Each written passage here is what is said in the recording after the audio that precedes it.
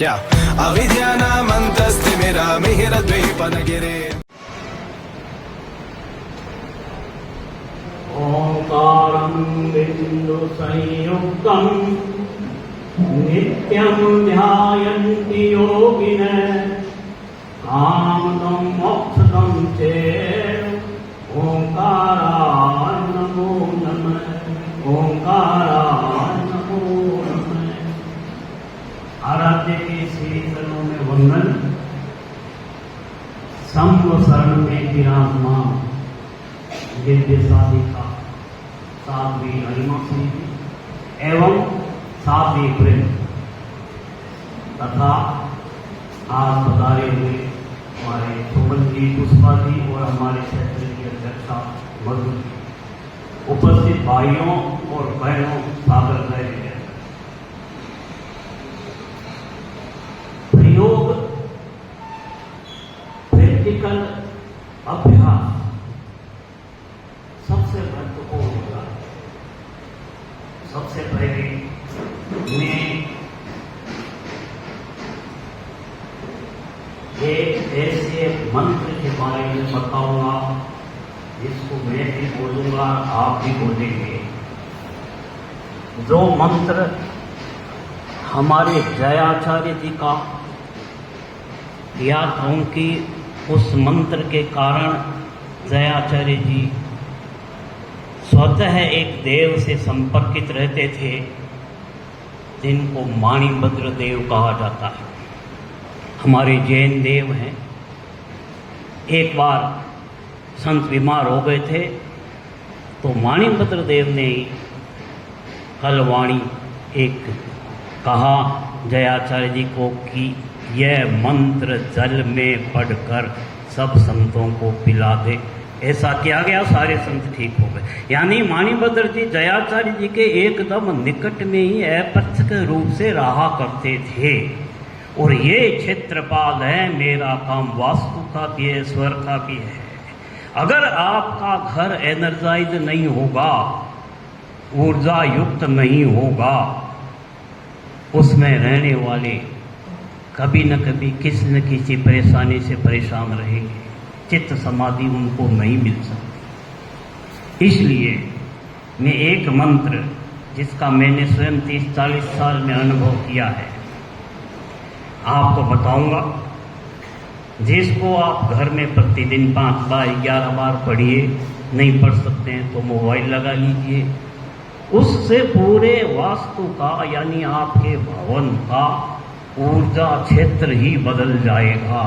क्योंकि हम कहते हैं कि पहले हम घर बनाते हैं और फिर घर हमको बनाता है। वो मंत्र पहले मैं बोलूँगा, फिर आप बोलेंगे। ओम आं ह्रीं क्रीं छ्वीं क्लीं ब्लूं ऐं ह्रां ह्रीं ओम नमो भगवते माणिभद्राय क्षेत्रपालाय कृष्ण रूपाय चतुर्भुजाय जिन शासन भक्ताय हिली हिली मिली मिली किली किली चक्षुमयी स्वाहा। ये हमारे भवन की ऊर्जा को पॉजिटिव कर देंगे। मैं कोई मूर्ति की बात नहीं कर रहा हूँ, मंत्र पढ़ने में कोई दिक्कत नहीं है। आचार्य श्री महाप्रज्ञ जी भी इसके बारे में कई बार प्रवचन में फरमाते थे कि ये प्रकट प्रभावी देव हैं। वास्तुशास्त्र एक व्यवस्था है। 8 दिशा को आप सब मानते हैं, पूर्व पश्चिम उत्तर दक्षिण आग्नेय वायव्य नैऋत्य और ईशान, east west north south, north east south east, north west south west, आप सब मानते हैं। 5 तत्व पृथ्वी जल अग्नि वायु आकाश आप सब मानते हैं। वैसे तो वास्तुशास्त्र का एक चीज बताने में तो 2.5-3 घंटा लग जाता है। बारीकी से अपना एक ग्रंथ है 1372 का वत्थु विद्या, जैन ग्रंथ है, जैन भाई का श्रावक का लिखा हुआ वत्थु विद्या। इतनी गहरी चीज़ें उसमें दी हुई है और मैंने 30-40 साल में जो अनुभव किया है वो भी मैं आपके साथ बांटना चाहूँगा।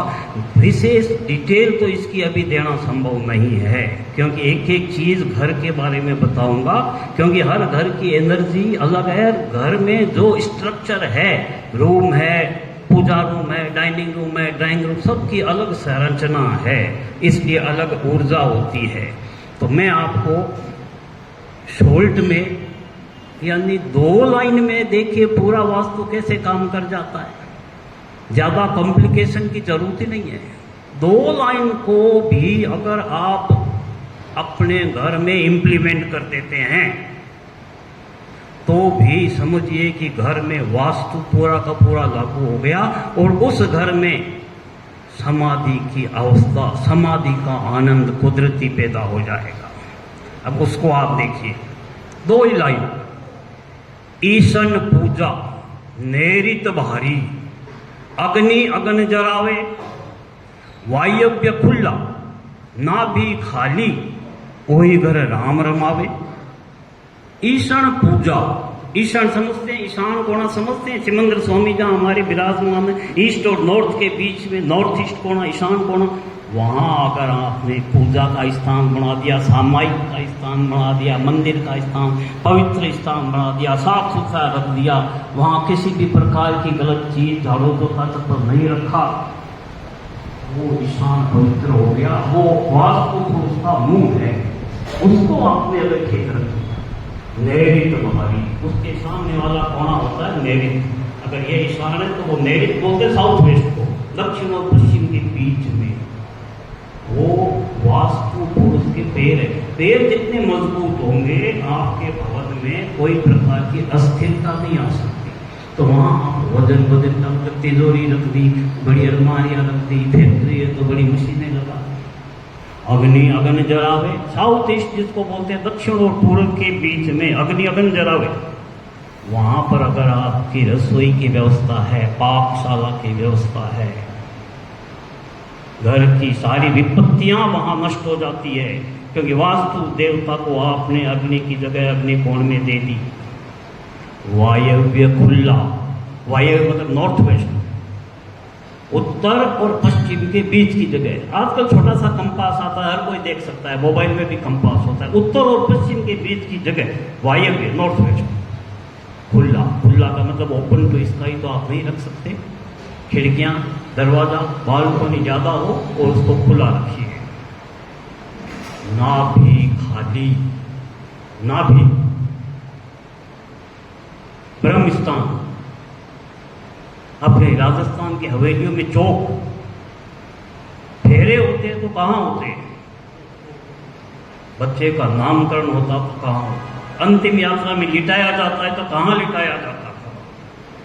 सबसे पवित्र और एनर्जाइज और पूरे घर में ऊर्जा देने वाली जगह ब्रह्म स्थान आपके घर का। आप सोच रहे हैं कि आजकल वो जमाना नहीं है, ओपन टू स्काई कहाँ रखेंगे, कोई जरूरत नहीं है। खाली बीच की जगह को आप खाली रख दीजिए। वहाँ टॉयलेट, बाथरूम, सीढ़ी, जीना, अपने लिफ्ट या कोई भारी सामान ये नहीं होना चाहिए, क्योंकि वहीं से पूरे घर में एनर्जी का, पॉजिटिव एनर्जी का फ्लो होगा तो समाधि का आनंद आएगा। हमारी जो नाभि है, हमारी नाभि और आपके ब्रह्मस्थान घर की बहुत सारे सेम, हम पुरुष हैं, वो वास्तु पुरुष है, और हमारी नाभि अगर खिसक जाए तो बड़ी समस्याएं खड़ी हो जाती है जब तक वो वापस जगह पे नहीं आए। 72,864 नाड़ियाँ हमारी नाभि से जुड़ी हुई है, थोड़ी सी खिसक जाए सारा नाड़ी तंत्र बिगड़ जाएगा, डाइजेशन खराब हो जाएगा। ब्रह्म स्थान यानी नाभि खाली। ये छोटे से फॉर्मूले अगर आपने रख लिए, ईशन पूजा नेरित वारी, अग्नि अग्न जरावे, वायव्य खुला, नाभि खाली, कोई घर राम रमावे, कि उस घर में आह जिंदगी होगी, ओह जिंदगी नहीं होगी। दूसरी चीज, अगर 105 साल की उम्र मान ली जाए, जब कल्पनाएं करें तो अच्छी करें, क्यों 70 साल की करें, 105 साल की उम्र मान ली जाए, 35 साल आपकी सोने में जाती है, 35। अगर आपका बेडरूम या सोने की जगह एकदम सही हो, क्योंकि वहीं से एनर्जी गेन करके सुबह आप उठेंगे, रात को नींद नहीं आई, उल्टे पुल्टे सपने आए, बेचैनी रहती है, सुबह आप आराम से उठ ही नहीं सकते कभी भी, और अगला दिन आपका मज़ेदार जा ही नहीं सकता। इसलिए हालांकि इसके पॉइंट तो 20 हैं, लेकिन मेरे को आधा घंटा दिया गया है, मैं उसमें आपको 2-3 जो मेजर इम्पोर्टेंट है। सबसे पहले सोते टाइम सिरहाना हेड साइड सबसे इम्पोर्टेंट माना गया है। साइंटिफिकली उसका भी विश्लेषण है, नॉर्थ पोल साउथ पोल वो भी नहीं बताऊंगा आपको। दक्षिण में सिरहाना सबसे बेस्ट माना गया है, लेकिन हमारे अध्यात्म के शास्त्र इसमें आगम में एक जगह आया है कि पूर्व दिशा भी आध्यात्मिक रूप से श्रेष्ठ मानी गई है सिरहाने के लिए। इसलिए 2 दिशाएं आपको मान्य है, दक्षिण दिशा और पूर्व दिशा में सिरहाना। तब आप देखिए आपकी एनर्जी का लेवल बढ़ेगा। दूसरी चीज, कभी भी चाइनीज लोग जिसको कहते हैं डेथ पोस्चर, अपने बेडरूम में पैर जो हैं कभी भी दरवाजे की ओर नहीं रखना है, उसको डेथ पोस्चर कहा जाता है। सबसे खराब एनर्जी का लेवल करने वाला। और आपने मारवाड़ी में भी कोई चले जाए देश में ना पग जगह गेट खाली करते हुए, इसलिए हर हालत में ये ध्यान रखना है कि पैर आपका एंट्री की ओर, उस दरवाजे की ओर, बेडरूम की एंट्री की ओर नहीं रहे। 2 चीज, वैसे तो इसकी और बहुत चीजें हैं, बस एक चीज और मैं बता के आगे चलूंगा फिर मैं। मिरर जो है वो डिप्रेशन का कारण है। थॉट पावर उसका, यानी दिमाग में इतने उल्टे पुल्टे उल जलूल फिजूल विचार पैदा करेंगे कि आदमी धीरे धीरे डिप्रेशन में चला जाएगा। इसलिए कभी भी बेडरूम में किसी भी दिशा में लुकिंग मिरर, मुंह देखने का शीशा नहीं लगाना चाहिए। उसमें जब रिफ्लेक्शन आएगा तो हम जहाँ सोए हैं वहाँ नहीं रहेंगे, दूसरी जगह पहुँच जाएंगे। चाइनीज लोग तो इसको बहुत खराब मानते हैं। वो तो इसको कहते हैं कि जब हम सोते हैं तो हमारी आत्मा निकलती है, और आत्मा अपना रिफ्लेक्शन जब शीशे में देखेगी तो वो घबरा के वापस आएगी और हमारा शरीर टूटना शुरू हो जाएगा। इसलिए अच्छा आप सोच रहे हो कि मैंने तो कल ही ड्रेसिंग टेबल खरीदिया या घर में इतनी बढ़िया बनाई है, ठीक है, रात को आप उस पर पर्दा लगा दीजिए, दिन में आप उसको यूज करिए। बाकी इसके और पॉइंट बहुत है, मैं वो नहीं बताऊंगा। जैसे बेडशीट ऐसी होनी चाहिए, ऊपर बैठ के खाना नहीं खाना चाहिए, ऊपर बैठ के सब्जी नहीं काटनी चाहिए, ये ऐसे बहुत है। वो तो कभी सब कहेंगे तो 2.5 घंटे का एक वास्तुशास्त्र पे रखेंगे। अभी आपको ये 3-4 पॉइंट जो आपका है इसका आपको ध्यान रखने का है। अब मैं अगले एक टॉपिक पे चलता हूँ जिसका मैंने शॉर्ट में बताऊंगा, है तो बहुत लंबा, लेकिन मैं शॉर्ट में आपको बताना चाहूँगा।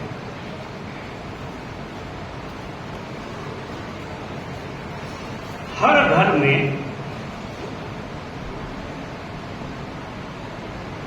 मोर पंख बहुत इंपॉर्टेंट, बहुत महत्वपूर्ण नहीं होता तो कृष्ण भगवान ने अपने मुकुट में सबसे ऊपर जगह क्यों देते?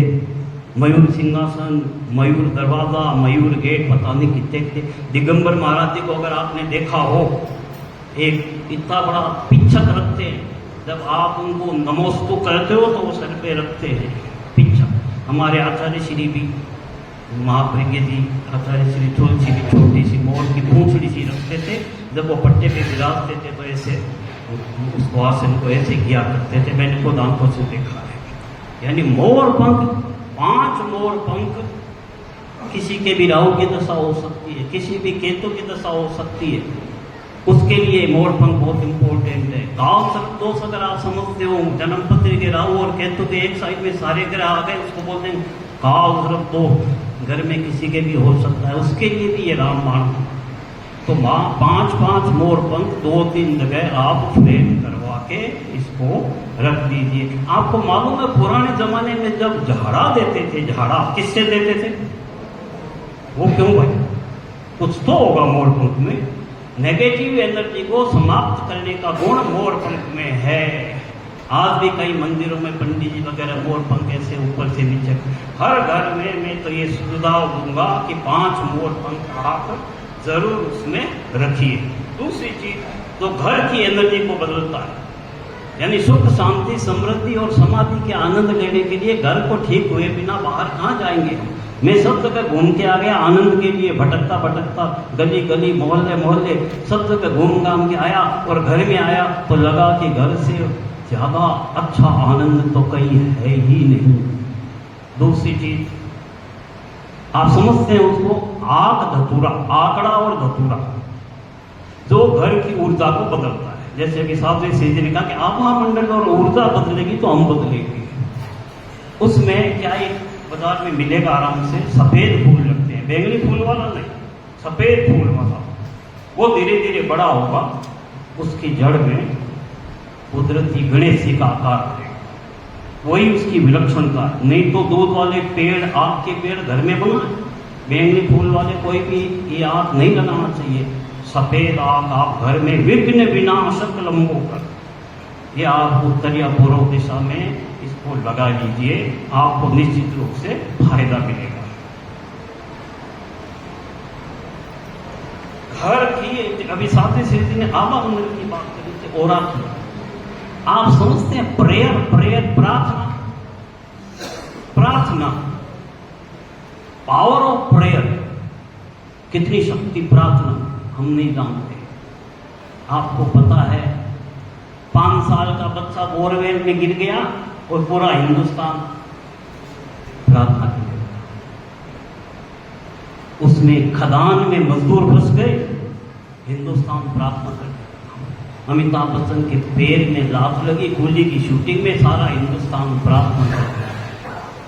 क्या ताकत प्रार्थना में।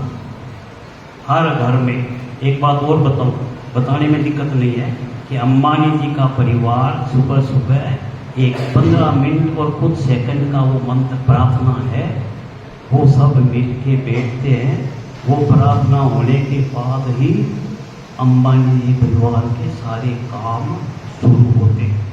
यानी मेरा मतलब है द पावर ऑफ प्रेयर, प्रार्थना में कितनी ताकत है। पूरे घर के आभा मंडल को, ओरा को, एनर्जी लेवल को प्रार्थना बदल देगी।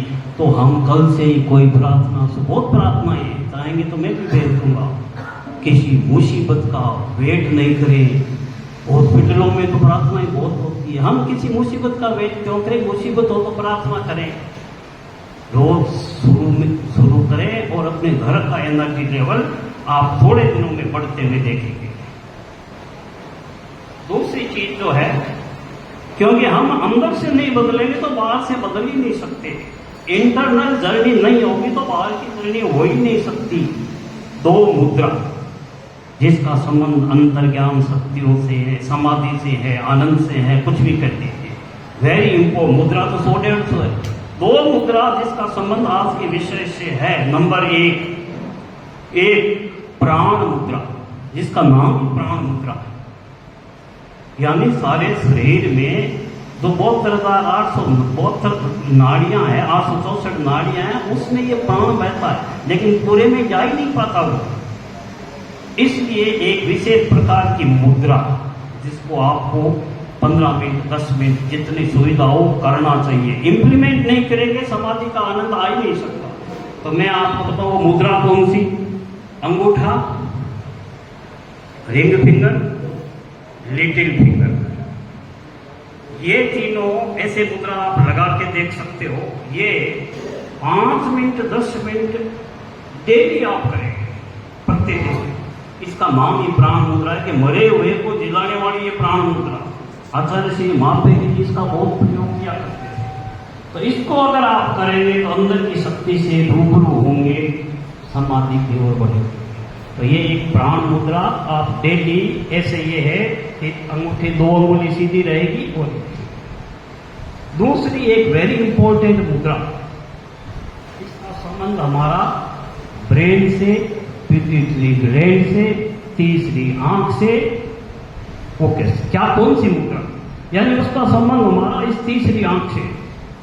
वो मुद्रा जिसको कहा जाता है हाकिनी मुद्रा। कई बार आपने बड़े नेताओं को, फिल्म एक्टरों को, ब्यूरोक्रेट्स को देखा होगा, वो बैठते हैं तो ऐसे हाथ होता है, देखा होगा कहीं ऐसे हाथ देते हैं। कई बड़े बड़े जो स्पीकर ऐसे हाथ, इसी का नाम है हाकिनी मुद्रा। सात चक्र आप सुनते हैं ना, मूलाधार, स्वादिष्ठान, ये सारे, मणिपुर, अनहद, विशुद्ध, आज्ञा, शेष, ये 7 चक्र है। अभी विश्लेषण नहीं करूंगा। अपना एक चक्र है आज्ञा चक्र, प्रेक्षा ध्यान में जिसको दर्शन केंद्र और ज्योति केंद्र का एरिया कहा जाता है। वेरी इंपॉर्टेंट, जहाँ तीनों नाड़ियां इंगला पिंगला सुषुम्ना मिलती है, जहाँ ब्रह्म कुमारियां आत्माओं का वास मानते हैं, और हर चक्र का एक एक बीज मंत्र है। रम, वम, रम, यम, ये सारे बीज मंत्र हैं। उनको अभी छोड़िए।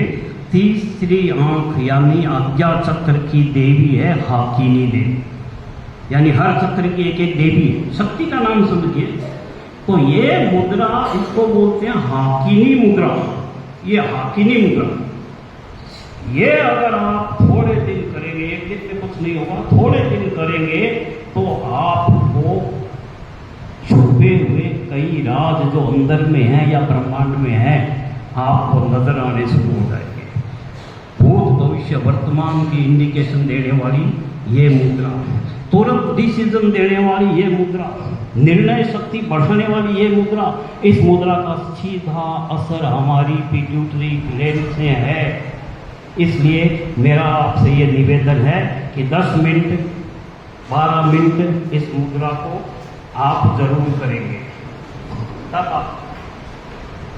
आपने एक चीज सुनी होगी अभी 10 मिनट, पूरक, कुंभक, रेचक,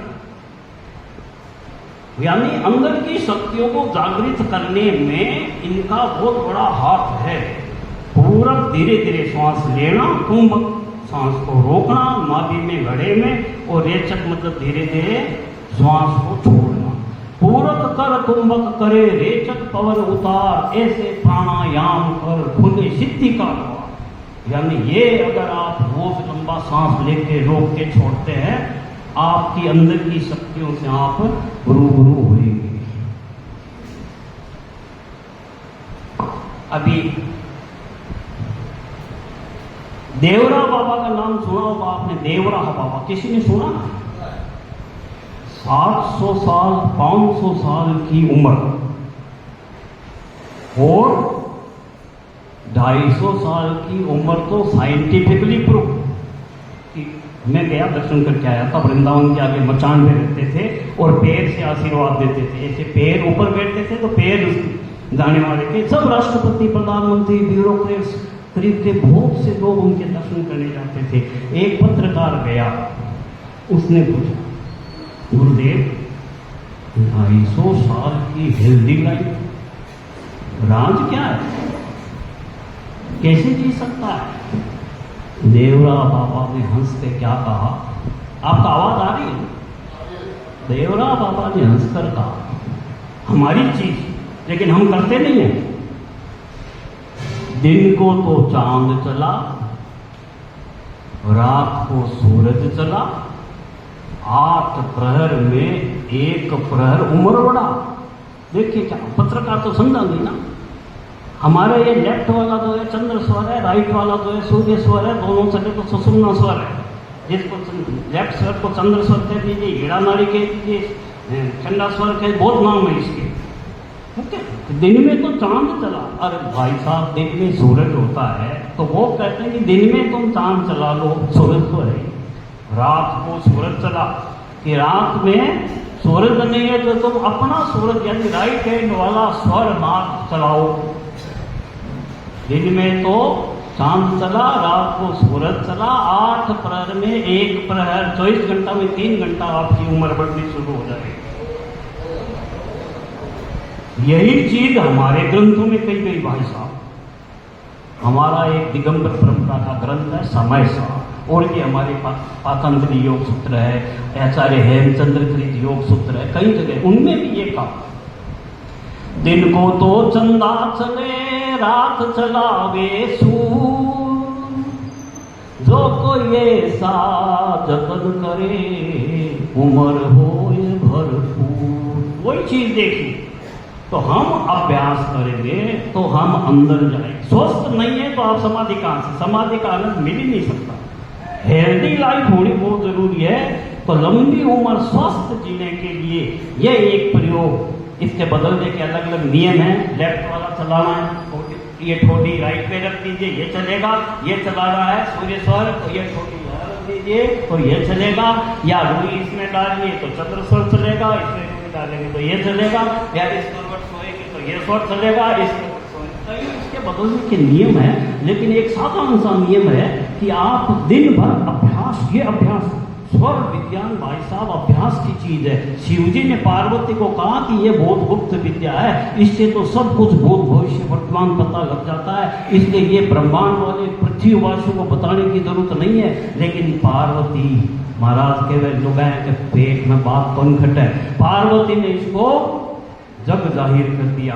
तो ये इतनी रहस्यमय विद्या है। तो आप दिन में तो चांद चला, दिन में आप राइट करवट सोएंगे, कोशिश करेंगे तो अपने आप चलना शुरू हो जाएगा। रात में लेफ्ट करवट सोएंगे, सूर्येश्वर पिंगला नाली अपने आप चलने शुरू हो जाएंगे। ये अभ्यास 2-3 महीने में आप कर लीजिए, फिर ये कुदरती हो जाएगा। अब चीन में 165 साल का व्यक्ति चाइना में, उसको एकदम स्वस्थ गार्डनिंग करता है, बागवानी, उसको पूछा गया कि भाई 165 साल का अभी तुम बागवानी कर रहा है, राज तो बता। मेरा कहने का मतलब यह है कि स्वस्थ नहीं रहेंगे तो समाधि नहीं मिलेगी, समाधि का आनंद नहीं मिलेगा। तो इतने सिंपल वो 2 पॉइंट बताता है, इतने सिंपल देखो हम सब जानते हैं, करने वाला कोई भी।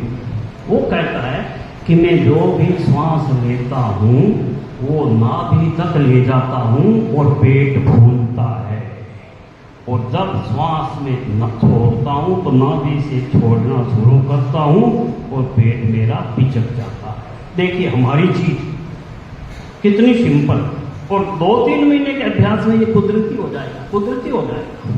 दूसरा उसने क्या बताया, इतनी सिंपल चीज।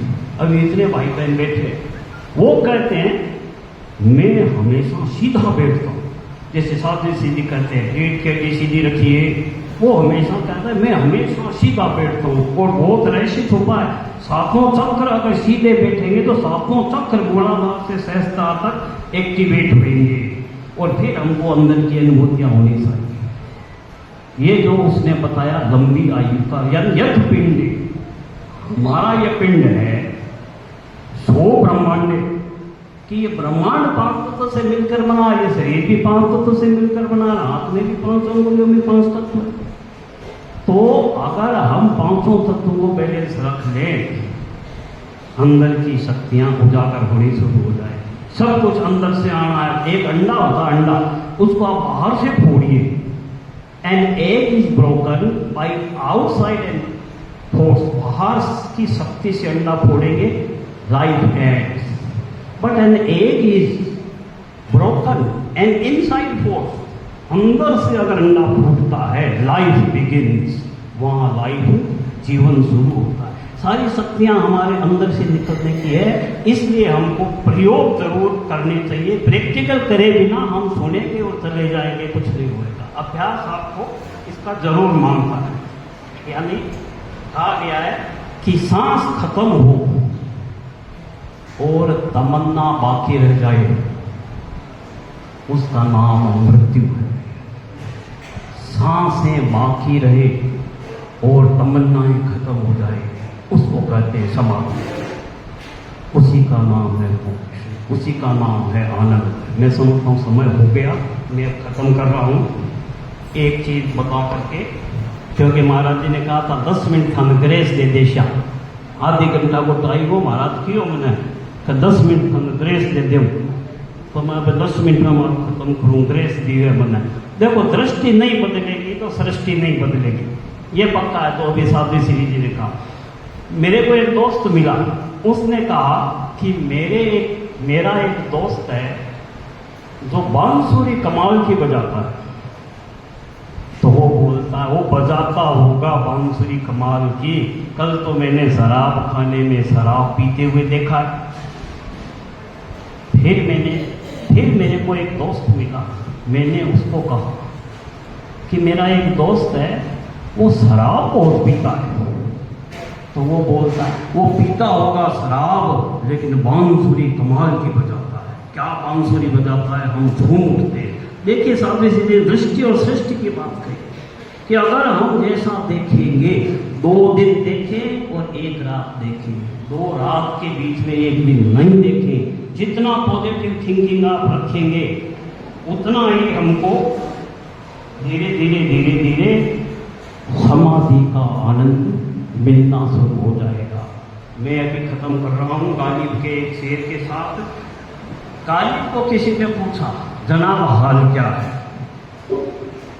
तो गालिब ने कहा, जिंदगी में गम है, गम में दर्द है, दर्द में मजा है और मजे में हम हैं। दृष्टि जितनी बढ़िया होगी उतना ही आप हमको करना चाहिए। हम बातें कर लेते हैं, इंप्लीमेंट नहीं करते, इंप्लीमेंट करते ही नहीं। मैं साधे श्री जी ने मेरे को कहा, बस ये खत्म है कि दुगर जी मनुष्य जन्म बहुत दौरों मिलता है। मुझको महाराज बहुत ही दौरों मिल रहा है। कहीं का किरकांड्यो छिपकली चिंटिया मकोड़ा गधा हाथी घूमता घूमता ही योनि में आया मिलत बहुत दौर। तो कह के धन थे पथई जन्म लियो मनुष्य जन्म कहीं करो चाहो थे कहीं यहाँ को करके जाओ चाहो।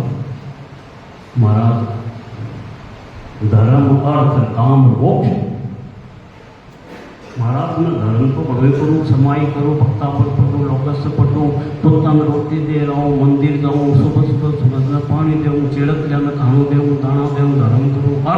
अर्थ की आपका आशीर्वाद ठीक है। घर है, क्या है, घोड़ा है, काम है, साथ बीपी है, बच्चा है, पोता पोती है, घरों परिवार है।